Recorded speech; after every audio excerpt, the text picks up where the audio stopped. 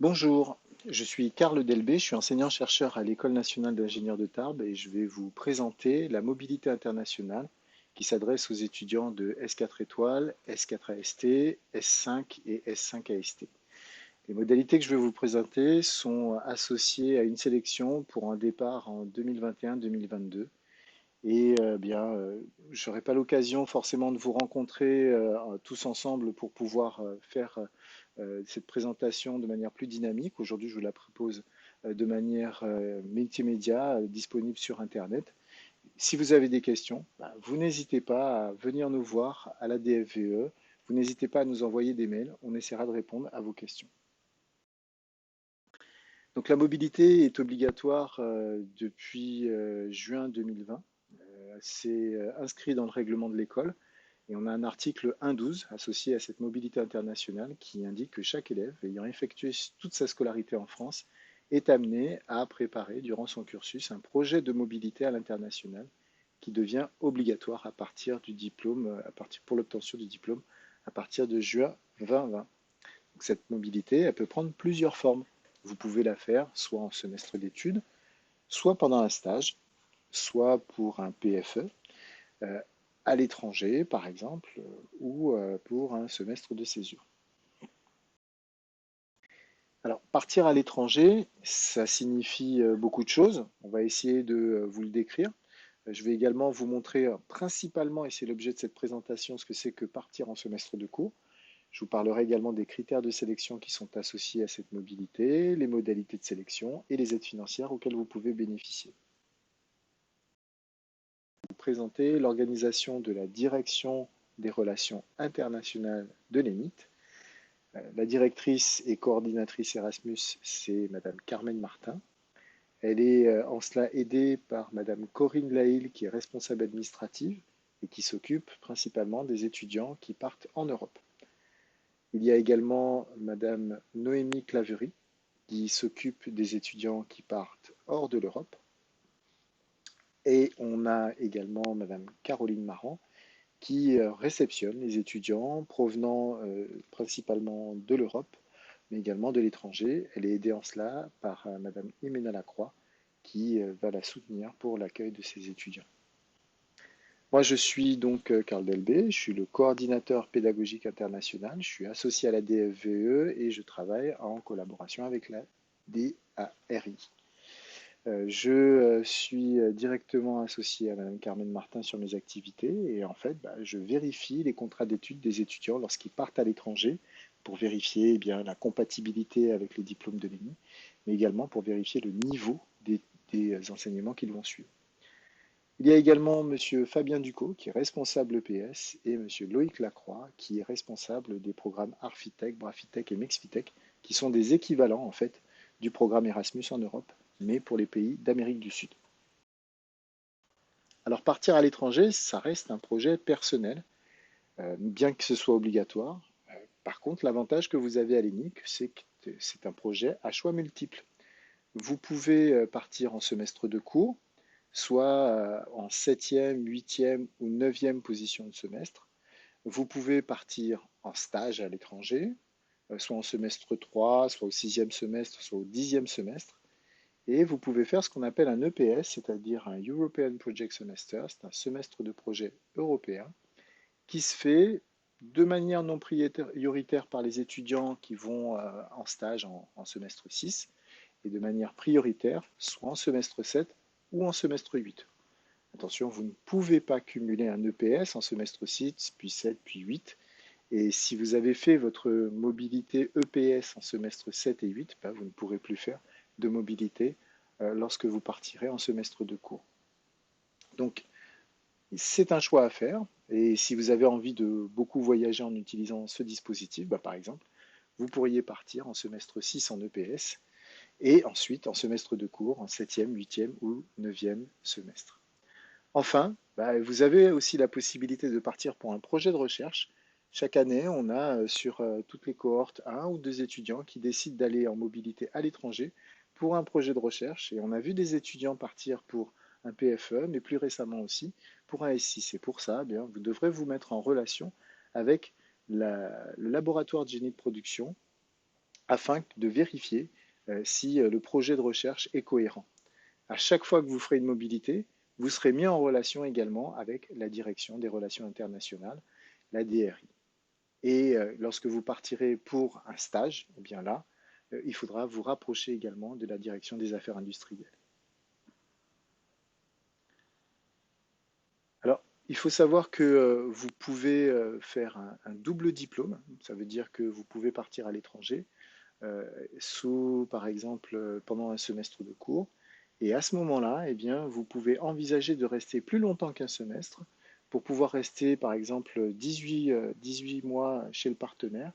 Et à ce moment-là, eh bien, vous allez pouvoir valider pendant ces 3 semestres chez le partenaire le diplôme du partenaire et aussi le diplôme de l'ENI. Alors pour plus d'informations, là encore, je vous demande de prendre rendez-vous auprès de la direction des relations internationales et on vous expliquera ce mécanisme particulier que l'on a déjà mis en place, par exemple avec l'université de Chicoutimi au Québec, qui réalise des doubles diplômes avec nous et que l'on a déjà validé pour certains étudiants. Alors moi, ce que je vais vous présenter plus finement, c'est le départ en semestre de cours. Il faut savoir que les étudiants qui sont désireux de faire un M2-1 peuvent utiliser le mécanisme de défi diversité pour pouvoir le faire. Et puis, ben, on a aussi des dispositifs qui permettent d'aider les étudiants qui sont en situation de handicap. Si vous voulez en savoir plus sur les mobilités, moi, je vous recommande de rencontrer M. Guillaume Mazinck, de l'en informer, que ce soit pour un départ en 3e, 6e et 10e semestre. Si vous voulez avoir plus d'informations sur un départ pour la recherche, eh bien là, il faudra s'adresser à Jean Denappe.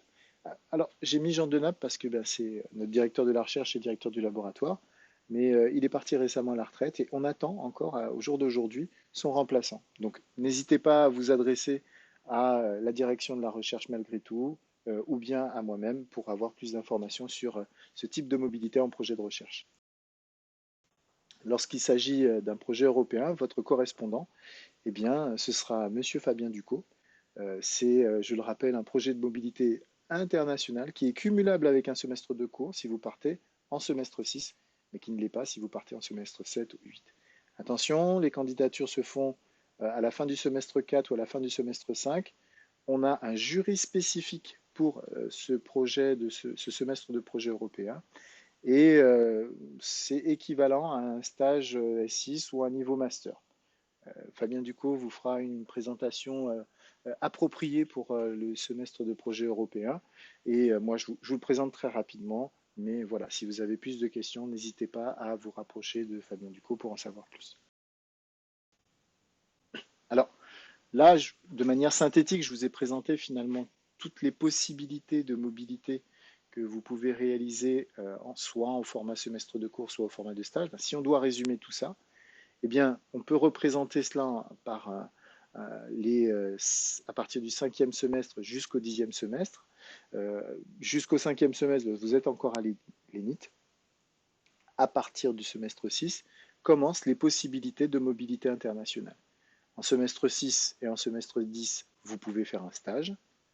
En semestre 6, 7 et 8, vous pouvez partir en EPS. En semestre 7, 8 et 9, vous pouvez partir en semestre de cours. Attention, n'oubliez pas, l'EPS n'est pas cumulable, sauf si vous le faites en semestre 6. Et si vous partez pour une première fois en semestre de cours, vous ne pourrez faire qu'une mobilité en semestre de cours. Vous remarquez finalement que si vous voulez faire 3 mobilités, vous pouvez les faire en EPS, en stage ou en semestre de cours de manière cumulable. Et ça, c'est déjà produit. Alors maintenant, qu'est-ce que ça veut dire pour un semestre de cours? Eh bien, déjà, cela veut dire que vous allez chez un partenaire, une institution académique étrangère. Et cette institution, on a engagé un partenariat avec eux. Il peut s'agir d'un partenariat qui est inclus dans ce qu'on appelle un accord cadre. Vous en connaissez un, c'est le programme Erasmus. Alors aujourd'hui, on l'appelle Erasmus+. Et il peut s'agir aussi des programmes Arfitec, Brafitec et Mexpitec. L'intérêt de ces programmes, c'est qu'ils sont associés à une convention qui est signée entre les deux partenaires, l'ENIT et le partenaire extérieur.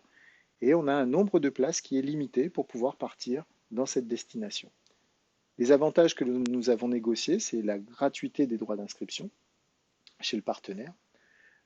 Vous avez également un système de sélection qui est mis en place euh, avec l'ENIT et avec le partenaire. Et la validation de votre semestre est faite aussi en 2 temps avec le partenaire puis avec l'ENIT. Vous avez un jury spécifique qui n'a pas lieu au même moment que les conseils d'école, qui est un peu décalé, peut avoir lieu entre octobre et novembre. Et vous avez une reconnaissance complète des crédits qui sont acquis à l'étranger. N'oubliez pas que ce semestre de cours, c'est un semestre associé à l'ENI, il sera reconnu. Et votre diplôme d'ingénieur, pour l'obtenir, vous devez passer 10 semestres de 30 crédits, 30 ECTS, soit 300 ECTS à la fin. Donc les crédits à l'étranger, pour un semestre, seront intégrés. Vous avez 30 crédits à réaliser à l'étranger et donc ils seront reconnus. Mon rôle sera quand même de vérifier avant que vous partiez que les cours que vous prenez correspondent à des disciplines ENIT. Bien sûr, vous aurez la possibilité de voir d'autres choses. Alors, à ce moment-là, eh bien, on va essayer de garder les mêmes règles que l'ENIT, c'est-à-dire un quart de crédit associé à du SHES, et puis on va essayer d'éviter les matières non suivies à l'ENI, à part si on est dans le quart de crédit. Enfin, si vous avez un nombre de crédits à la fin de votre semestre qui est inférieur à 30, eh bien, vous pourrez envisager un redoublement. Alors, c'est quelque chose que l'on peut anticiper, hein. Vous voyez que ça ne se passe pas bien. Par exemple, on voit avec la crise sanitaire, on a eu certaines difficultés. Heureusement, on a pu rattraper grâce à l'enseignement à distance que les partenaires ont mis en place, mais malgré tout, hein, il y a des gens qui n'ont pas pu valider l'ensemble de leurs crédits. Donc ça, il faut l'anticiper et il faut rester en contact avec la DRI et discuter avec nous, nous dire quelles sont vos difficultés. Nous, on regarde si on peut vous aider. Et à ce moment-là, eh bien, on essaye d'envisager soit de récupérer les crédits avec le partenaire en mettant en place par exemple une seconde session, soit à ce moment-là, on ne peut pas récupérer les crédits et là, on fait un redoublement. Alors le redoublement, il est particulier parce que bien, vous avez une décision du jury qui est faite après votre retour. Comme je vous l'ai dit, un jury qui se tient en octobre ou en novembre. Et donc, cela veut dire que quand vous rentrez, eh bien, vous arrivez dans un nouveau semestre. Et en rentrant dans ce nouveau semestre, vous n'avez pas forcément encore la décision du jury qui a été prise. Si on a pu anticiper et qu'on s'est rendu compte qu'il manquait beaucoup de crédits, eh bien là, on ne vous fait pas passer en semestre suivant. Tout de suite, on vous met en situation de redoublement et vous revenez pour faire un M1-2. Par contre, si vous êtes parti par exemple au 7e semestre, eh bien là, vous revenez pour faire un M1-1 puis un M2-1. Si vous êtes parti pour un autre semestre, je vous montrerai les détails. Par contre, si à la fin du jury, on constate votre redoublement, eh bien là, vous devrez rattraper les crédits manquants, soit l'intégralité du semestre s'il vous manque 30 crédits, soit une partie du semestre s'il vous manque par exemple une dizaine de crédits. Mais ça, vous le ferez à la fin de votre semestre qui aura suivi votre retour. Alors, partir, c'est associé à une sélection. Pourquoi? Parce que on a un accord avec les partenaires, comme je vous l'ai dit, qui indique un nombre de places limité. Et donc, vous êtes en concurrence pour certaines destinations qui sont à la mode, hein. Il y a des années, on veut beaucoup aller au Canada, on veut beaucoup aller en Suède, on veut beaucoup aller sur une destination particulière. Et comme le nombre de places est limité, eh bien, il y a beaucoup d'appelés et peu d'élus. Donc, ce qu'on va faire, c'est vérifier déjà le nombre de places, vérifier le niveau des élèves, essayer de voir si les élèves ont un bon niveau de langue, parce que ce n'est pas simplement une adaptation académique, il faut pouvoir s'adapter au niveau de la langue, au niveau de la culture, et ça implique des difficultés supplémentaires. En plus, quand vous partez, vous véhiculez l'image de l'école, et vous devez véhiculer, ça c'est ce qu'on souhaite et ce que vos collègues souhaitent aussi, vous véhiculez une bonne image pour que on puisse avoir plus de place, on puisse avoir plus d'étudiants qui partent avec cette image des bons élèves de l'élite. Donc, partir, ça devient un engagement, puisque vous êtes avec une mobilité obligatoire. Réfléchissez-y bien parce que vous pourriez prendre la place de quelqu'un qui souhaiterait ardemment partir, mais qui finalement ne pourrait pas parce que vous avez choisi sa destination. Donc, réfléchissez à votre projet dès maintenant. On vous sensibilise à travers ces vidéos, à travers les échanges que l'on peut avoir pour pouvoir vous présenter les destinations et le projet. Eh bien, pesez le pour et le contre pour savoir quand est-ce que vous allez partir, vers quelle destination vous allez partir, quel est votre budget. Parce que la part financière est importante. Partir, c'est pas pour apprendre une nouvelle langue, hein. Vous ne pourrez pas apprendre comme ça une langue et puis l'utiliser en cours et surtout pour faire des examens. Vous partez sur une destination anglophone, hispanophone, lusophone, eh bien, vous partez déjà avec un niveau de langue qui vous permettra de suivre les cours et de réaliser vos examens. Donc attention, c'est dès maintenant qu'il faut progresser sur les langues qui sont associées à vos destinations, de façon à ce que quand vous partirez, vous ayez une aisance linguistique et que vous puissiez suivre facilement, aisément, les cours qui seront donnés. Alors au niveau des places qui ont été disponibles, je vous fais un petit bilan ici, 2018 à 2019, 2019-2020 et 2020-2021, on avait respectivement 280, 282, 300 places. Ça, c'est notre rôle. On essaye de prendre de plus en plus de partenaires, de faire de plus en plus d'accords avec nos partenaires, de façon à avoir beaucoup de places disponibles pour que vous puissiez partir. Et puis, au niveau des candidatures, eh bien, on a eu de 2018 à 2020 une augmentation des candidatures. On est passé de 177 candidats à plus de 200 candidats. Enfin, au niveau des étudiants acceptés, on a 159 étudiants auxquels il faut, pour 2018-2019, auxquels il faut retirer 39 étudiants que j'ai marqués en jaune ici, qui sont associés aux étudiants en EPS. Et à chaque fois, le chiffre que vous voyez en jaune, c'est les étudiants en EPS. Et on voit, hein, depuis que la mobilité est devenue obligatoire, hein, c'était juin 2020, hein, diplomation juin 2020, mobilité obligatoire, ben on est passé, on a fait un gap et on a sauté de 159 à 183 et depuis on s'est stabilisé à 180 étudiants. Alors les sélections pour 2021-2022, pour un départ en semestre de cours au niveau master, elles vont concerner 2 semestres et la sélection se fait en une seule fois. Les candidatures vont se faire en janvier 2021. Donc on n'a pas l'impression, mais ça va arriver relativement vite. Et donc il faut que vous soyez attentifs sur ces dates. De toute façon, on vous présentera les mobilités, on vous présentera les formalités administratives, mais surtout, il faut que vous consultiez vos mails régulièrement pour voir quand ont lieu les candidatures et les sélections. Donc, candidature pour un départ en S7 ou en S8 ben, se feront en janvier 2021. Candidature pour les étudiants qui sont aujourd'hui en S5. Et si vous êtes étudiant en S4 étoiles, eh bien, vous pouvez partir pour un S7 étoiles. Et là, vous ferez une candidature aussi en janvier 2021 avec une sélection qui se fera pour ces 2 semestres S5 et S4 étoiles en février 2021. Si vous souhaitez partir en EPS, par exemple en position S6 étoiles pour septembre 2021, la sélection se fait sous réserve des places disponibles parce que bien, les étudiants qui souhaitent partir en semestre de cours et en EPS, bien, je vous l'ai dit, sont prioritaires. Et donc, après la sélection de cette première vague d'étudiants, eh bien, vous pourrez candidater pour un EPS. Et là, vous aurez une sélection qui va se faire en S5 étoiles, c'est-à-dire en février 2021. Et la constitution du dossier, les candidatures se feront en fin de S5.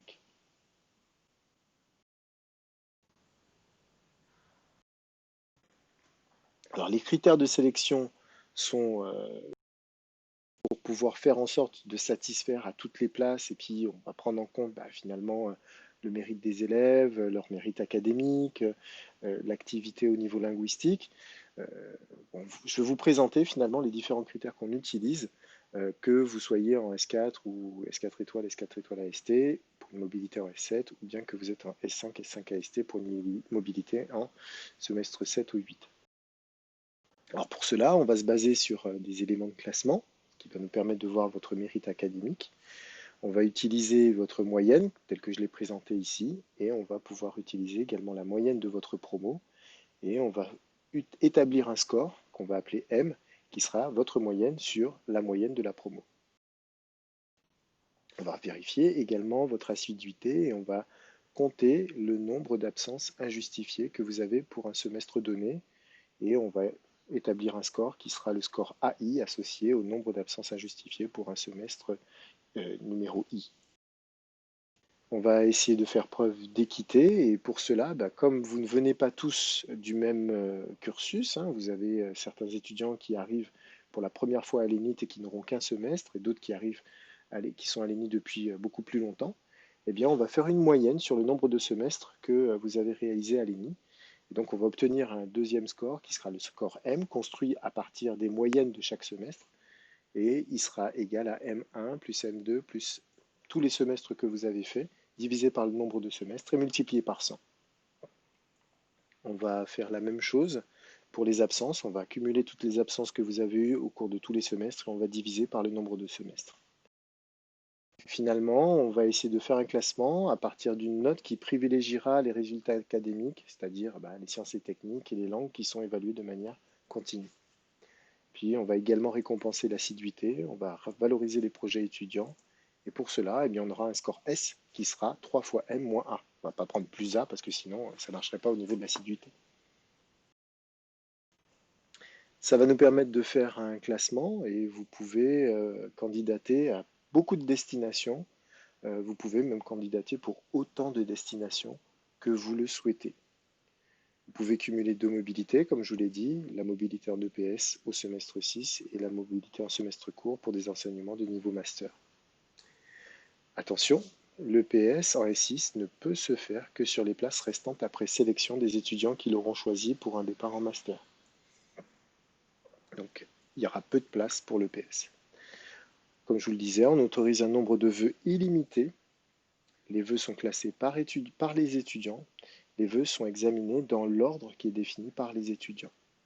Et on n'intervient pas du tout sur vos choix, sauf s'il y a égalité de score. Là, on fait un arbitrage. Donc, au niveau du classement, on commence par ordre décroissant de la valeur du score S, et on prend les meilleures notes et on leur attribue une destination, et au fur et à mesure ainsi. Ne seront pas examinés les candidats ayant une moyenne générale qui est inférieure à 10, parce que l'objectif de la mobilité, c'est de découvrir une nouvelle culture, de découvrir une autre façon de faire la pédagogie, de vous émanciper, de trouver l'intérêt justement de cette mobilité à travers la rencontre que vous allez faire. Ce n'est pas de vous casser parce que vous n'avez pas un bon niveau académique. Donc on préfère que vous restiez là si vous n'avez pas encore un bon niveau académique et à ce moment-là, vous pourrez faire votre mobilité, soit en améliorant votre score, soit en partant sur une destination pendant vos stages, par exemple. Et là, on mettra en valeur vos compétences professionnelles. Les modalités de sélection, il faut que vous sachiez qu'avant le 18 septembre 2020, il faudra remplir impérativement un formulaire Google Form que vous allez recevoir par mail, dans lequel vous inscrirez des informations telles que nom, prénom, la nationalité, et surtout les tests de LV2 que vous avez choisis, ainsi que les tests de LV3 si c'est nécessaire. Dans les tests de LV1, on a l'anglais, test de LV2, espagnol ou allemand. Test de LV3, ça peut être le portugais, l'italien ou une autre langue si vous le souhaitez, comme par exemple le chinois. Attention, indiquez également votre semestre actuel. À la fin septembre, septembre 2020, on aura une auto-formation en anglais pour le TOEFL, on aura les tests de LV2 qui seront externalisés en espagnol et en anglais, attention, durant les semaines 39 jusqu'aux semaines 51. Ces tests sont obligatoires. Donc surveillez vos emplois du temps sur Hyperplanning, ça dépend des semestres. Si vous ne passez pas ces tests, vous ne pouvez pas continuer votre inscription. Pour les tests supplémentaires, une information associée vous sera fournie. D'octobre à décembre 2020, on aura des réunions d'information qui seront réalisées avec des petits groupes, en présence en particulier de Madame Corinne Lahil. Elle vous présentera les partenaires, les modalités de candidature associées à ces différents partenaires. Ce sera également l'occasion de lui poser un maximum de questions. Donc, surveillez votre messagerie, soyez attentifs. Vous allez bientôt recevoir, très bientôt, le Google Form. Avant les étapes de sélection, le 29 janvier 2021, vous devrez remplir et retourner à cette date limite le formulaire de choix sous forme Excel. Les choix sont ordonnés, comme je vous l'ai dit, selon votre désir. Vous choisissez l'université, plus le semestre, plus la langue. Certaines fois, il y a des universités qui vous proposent de partir pour différentes langues, je vous montrerai des exemples, et également pour différents semestres. Donc à vous de présenter votre choix dans l'ordre que vous voulez. Vous notez que vous pouvez par exemple choisir une même université pour plusieurs semestres avec des langues différentes. Vous avez une case à cocher, qui indique votre engagement, que vous acceptez la destination. Vous pouvez également vous désister, mais uniquement pour des raisons graves. Ça peut être une situation familiale particulière, pour des raisons sanitaires, comme on a pu le voir, ou pour des raisons financières. Attention, ces demandes de désistement sont évaluées en commission et vous devez avoir une justification suffisante parce que sinon, eh bien, on pourra vous interdire de recandidater sur une sélection en départ en semestre de cours. Vous pourrez partir en semestre à l'étranger en stage, mais plus en semestre de cours. Et ce sera également inscrit au supplément au diplôme. Donc, à nouveau, réfléchissez bien sur vos décisions. Début février 2020, on aura une commission de sélection qui réalisera en 3 vagues les sélections pour le départ à l'étranger.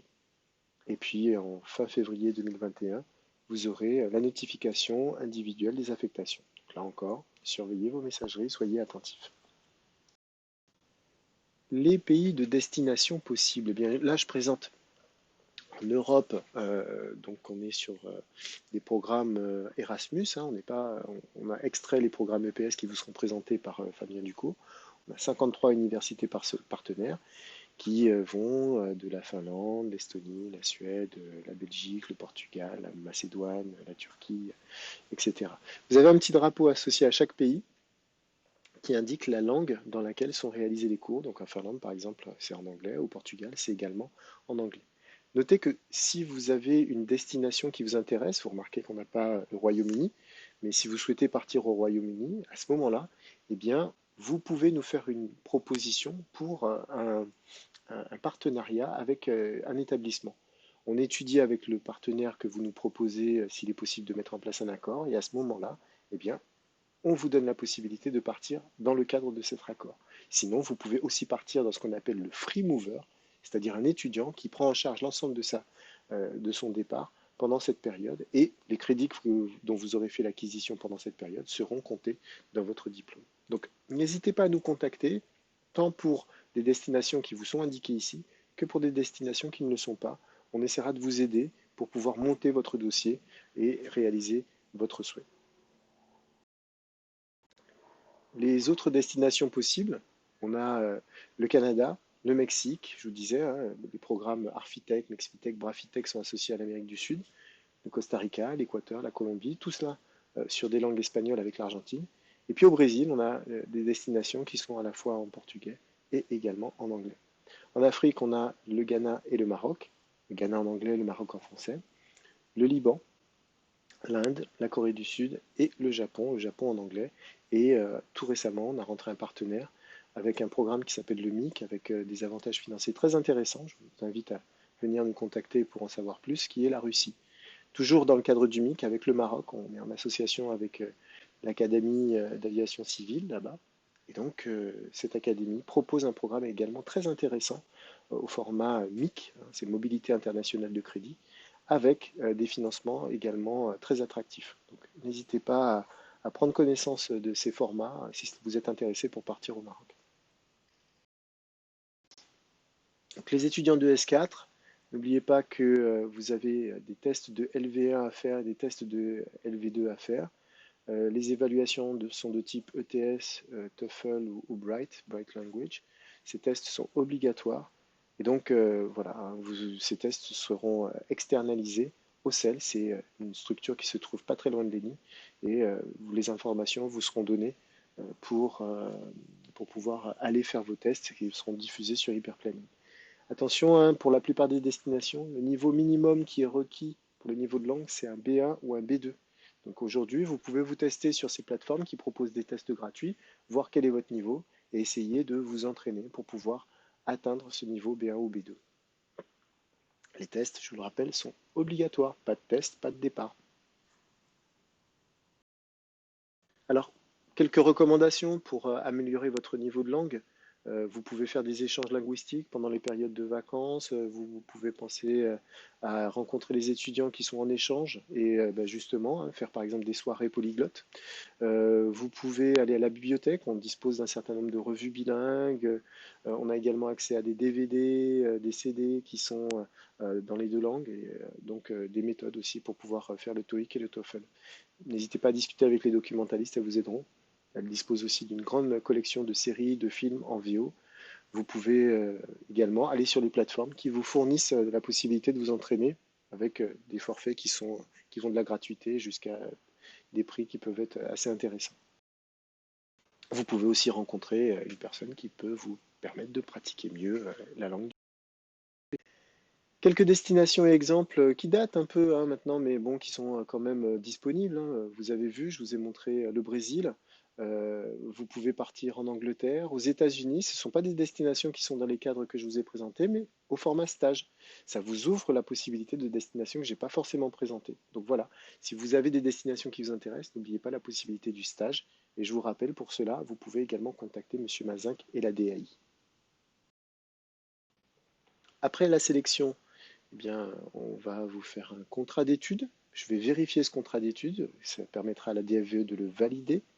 Vous pouvez le modifier une fois sur place, mais il faudra rester en contact avec nous parce que si vous faites des modifications qui ne sont pas prises en compte par la DFVE, eh bien, vous revenez avec des cours qu'on n'aura pas validés et vous n'aurez pas les crédits associés.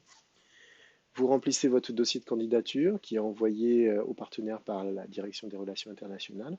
Attention, chaque partenaire a une date limite d'envoi, donc là aussi, vérifiez bien, lorsqu'on vous fournira les informations sur les dates d'envoi, vérifiez la date limite d'envoi.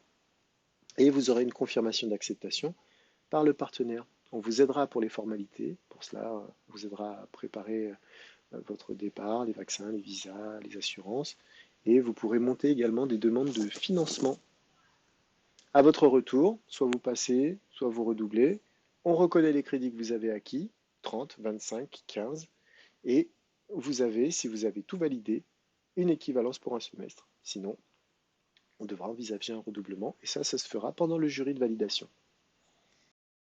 Alors, je vous ai parlé très rapidement des études, plus dans le détail. Pour un départ à l'étranger, au 3 septembre 2020, les modalités qui existaient, mais qui évoluent, hein, les modalités qui existaient, pour un départ en Europe, si on va prendre plusieurs cas, le cas d'un étudiant boursier, eh bien, il peut faire appel à la bourse du conseil régional ou la bourse Erasmus. C'est au choix, pas les deux, c'est pas cumulable. Vérifiez si l'une est plus avantageuse que l'autre. Souvent, la bourse Erasmus peut être plus avantageuse que la bourse du conseil régional Occitanie. Un étudiant également boursier, s'il part en Europe, peut bénéficier du chèque Eurocampus. C'est des chèques qui existent par exemple pour des mobilités en Catalogne. Quand vous êtes hors Europe, bah, vous avez droit à la bourse du conseil régional et vous pouvez également avoir droit à la bourse FITEC si vous partez en Argentine, au Mexique ou au Brésil. Attention, sous réserve de fonds. Et puis, vous avez également la bourse Erasmus+, et le programme MIC. Ça concerne la Russie et le Maroc. Et puis, bah, vous pouvez bénéficier également de l'aide à la mobilité internationale du Crous et l'aide AFEMI, qui est une aide financière qui est proposée par l'ENIT. Attention, cette aide est contingentée, ça veut dire qu'il y en a une certaine quantité, et bah, selon les critères, vous pouvez la demander, mais si on n'a plus de sous, bah, en gros, vous ne pouvez pas avoir cette aide. Si on a un étudiant qui est non boursier, il pourra bénéficier de l'aide AFEMI, mais bah, il est non boursier, il ne pourra pas bénéficier de la bourse du conseil régional. Par contre, il pourra avoir accès à la bourse d'études Erasmus+, ou à la bourse FITEC s'il part sur des établissements en Argentine, au Mexique ou au Brésil. Il pourra aussi avoir droit à la bourse MIC s'il part au Maroc ou en Russie. Attention, en Russie, destination très spécifique, c'est l'université de la Russie du Sud. Et puis les autres aides disponibles, c'est la bourse régionale pour les non-boursiers du Crous sous conditions de revenus. Il y a également le conseil général, il y a également le, euh, le conseil régional de votre ville d'origine qui peut vous aider. Vérifiez s'il n'existe pas des financements possibles afin de cumuler et faire en sorte que vous ayez finalement un budget conséquent pour votre départ à l'étranger. Voilà, j'en ai terminé pour cette présentation. Je vous remercie pour votre attention et n'hésitez pas à vous rapprocher de la direction des relations internationales pour pouvoir avoir plus d'informations. Je reste à votre disposition pour toutes vos questions, ainsi que Corinne Naïl et tous les collègues que je vous ai présentés et qui font partie de cette équipe. À très bientôt.